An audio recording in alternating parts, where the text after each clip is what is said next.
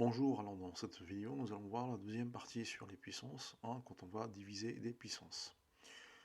Donc pour cela, on doit savoir ce que c'est que a puissance n, hein, de savoir ce que c'est que a puissance moins n, qui est égal à l'inverse de a sur de an, de connaître la formule qui me donne le produit des puissances, a puissance n fois a puissance m, qui est égal à a puissance n plus m.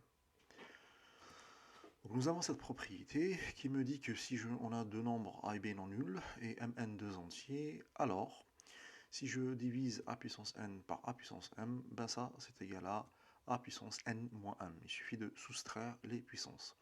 Alors on va faire la démonstration de cette propriété. Il faut savoir qu'il faut apprendre dès à présent de démontrer certaines formules. Donc ici vous allez voir, c'est pas vraiment compliqué. Alors on a a puissance n sur a puissance m, c'est une division.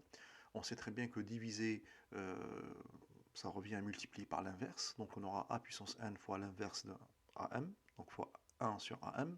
On va utiliser la propriété qui me dit que l'inverse d'une puissance, il suffit de mettre l'exposant négatif. Donc on aura an fois a puissance moins m.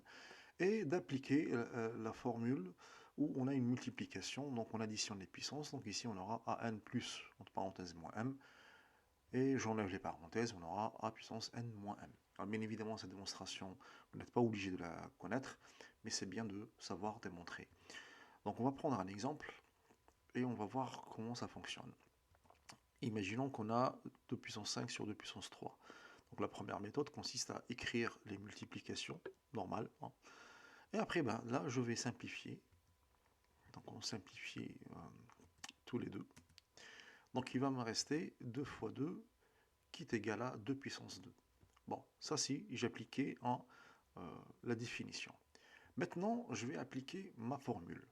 On a 2 puissance 5 sur 2 puissance 3, donc c'est 2 puissance 5 moins 3, et ça me donne directement 2 puissance 2. On voit bien ici que c'est très rapide, on n'a pas besoin de passer par des calculs intermédiaires.